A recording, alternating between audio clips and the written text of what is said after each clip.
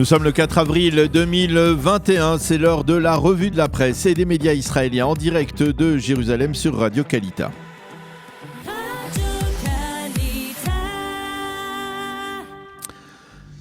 Et nous commencerons cette revue de la presse de ce dimanche au lendemain des fêtes de Pessah par les principaux développements politiques. Et ce matin, à la veille des consultations du président Rivlin avec les chefs des 13 formations qui seront représentées dans la 24e Knesset, deux développements majeurs s'inscrivent en manchette des deux principaux quotidiens israéliens que sont le Yediot Aharonot et le Israël Hayom.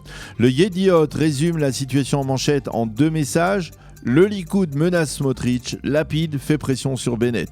Pour savoir pourquoi le Likoud menace-t-il Smotrich, il faut consulter la manchette du Israël Hayom qui nous explique que le Likoud s'insurge contre le fait que Smotrich a opposé son veto au moindre soutien, même passif, de Mansour Abbas et de son parti Raham, un futur gouvernement qui serait conduit par Binyamin Netanyahou. Smotrich porte atteinte aux chances de la droite de former un gouvernement, précise le journal en sous-titre. Les quotidiens citent Smotrich qui a déclaré avant la fête tout partenariat avec Raham serait une erreur dramatique. Et cela se produit alors que Binyamin Netanyahou a déclaré hier soir qu'il était possible, selon lui, de former un gouvernement de droite stable. Les quotidiens israéliens rappellent que vendredi, Naftali Bennett s'est entretenu longuement avec Binyamin Netanyahou et le sentiment qui se dégage est que le président Yamina ne devrait pas recommander Yair Lapid pour former la prochaine coalition. Il pourrait se recommander lui-même et ensuite, si Binyamin Netanyahou est finalement mandaté par le président, aider le Premier ministre à former une coalition majoritaire de droite. Le Israël Hayom s'intéresse au calcul du président Rivlin et le quotidien gratuit croit savoir que la ligne directrice du président pour tenter de faire sortir le pays de l'impasse actuelle serait de simplifier l'imbroglio politique. Le Maariv titre pour sa part: la pression grimpe. Il ne reste que 24 heures au chef de parti pour décider qui ils recommanderont au président Rivlin.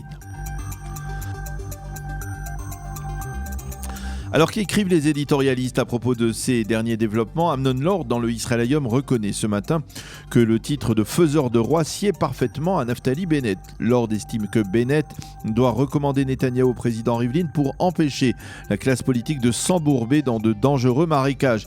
Il faut qu'il aille vers un gouvernement de droite avec des partenaires naturels. Même si l'on ne parvient pas avec eux à avoir une majorité absolue de 61 mandats, mais seulement 59 mandats, car ensuite, il sera plus facile de trouver deux transfuges qui compléteront cette majorité naturelle. Le député Likoud Amit Halevi s'insurge ce matin dans un éditorial dans le Israël Hayom sur ceux qui, à droite, appellent à renoncer à Binyamin Netanyahou car c'est le Premier ministre qui, selon eux, bloque la vie politique actuelle. Il les supplie de ne pas faire le jeu d'une gauche israélienne qui n'a plus qu'une seule préoccupation, se débarrasser de celui qui la rend folle depuis 25 ans. Le Yediot Aharonot, lui, s'intéresse soudain à ce que dit Mansour Abbas en arabe. Et il constate que le discours du leader de Raham est bien plus nationaliste et musclé qu'il ne l'a été jeudi soir, lorsque celui-ci s'est exprimé en prime time en hébreu pour parler de vivre ensemble entre juifs et arabes. L'ancienne présidente du Parti travailliste, Shelly Yachimovitch, qui est redevenue journaliste, ne s'émeut pas des propos de Mansour Abbas de jeudi soir. Comment s'émouvoir d'une alliance judéo-arabe forgée par des gens qui méprisent les homosexuels, qui sont des conservateurs vieillissants, aspirant avant tout à balayer les acquis d'égalitarisme obtenus en Israël ces dernières années, écrit ce matin Shelly Yachimovitch. Sever Plutzker, toujours dans le Yediot Aharonot, ne semble pas du tout partager cette critique. Pour lui, le renforcement du parti Raham est la preuve que de plus en plus d'Arabes israéliens se coupent de la gauche radicale laïque. C'est là un développement historique que les partis juifs doivent accepter et prendre en compte dans leurs futurs calculs. Pour le professeur Arié Eldad, qui appartient à la droite nationaliste et qui écrit dans le Maariv, une alliance avec Raham serait, je cite, un crime contre l'État d'Israël. D'autres titres importants dans la presse israélienne de ce dimanche. Tous les quotidiens et les sites d'information mentionnent en évidence les rumeurs d'une tentative de coup d'État avorté en Jordanie. Le Yediot titre entre première page: développement dramatique en Jordanie. Un coup d'État a été déjoué. Il aurait été ourdi par l'ancien prince héritier Hamza Ben Hussein, le demi-frère du roi Abdallah. 25 de ses proches ont été arrêtés. Lui-même aurait été placé en résidence surveillée. Le Israël Hayom apporte un éclairage important, citant le chef des services de renseignement renseignement jordanien qui a affirmé que l'information sur ce coup d'État serait venue des services secrets israéliens et américains. Le quotidien gratuit rappelle que le prince Hamza avait été prince héritier pendant 4 ans avant que son père, le roi Hussein, ne décide de transférer ce poste à celui qui est aujourd'hui le roi Abdallah. Et puis c'est demain que s'ouvrira une nouvelle phase du procès de Binyamin Netanyahou avec l'audition du premier témoin à la barre. Il s'agira d'Ilan Yoshua, l'ancien directeur du site Walla. Les quotidiens israéliens soulignent ce matin que le Premier ministre devra participer à cette séance qui débutera par un réquisitoire de Liat Ben-Ari, la vice-procureure de l'État et l'une des personnes clés dans le dossier du procès de Binyamin Netanyahou. Celle-ci devrait rappeler la gravité des faits qui sont reprochés au Premier ministre.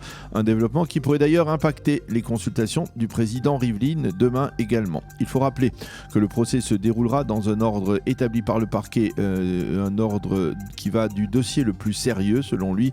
Il s'agit du dossier 4000 au dossier qui selon lui est moins important, le dossier 1000, le fameux dossier des cadeaux reçus par le couple Netanyahou.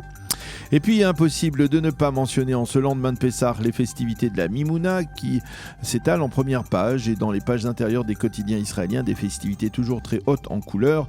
Le Israël Hayom nous montre le Premier ministre en visite chez la députée Likoud Osnat Mark devant une table de mets succulents apparemment. Le Yediot Ahronoth qui nous montre le chargé d'affaires marocain en Israël qui n'a pas caché son émotion de participer pour la première fois hier à Yerouham aux festivités de la Mimouna organisées par la maire de la ville, Tal Ohana. C'est la fin de cette revue de la presse et des médias israéliens.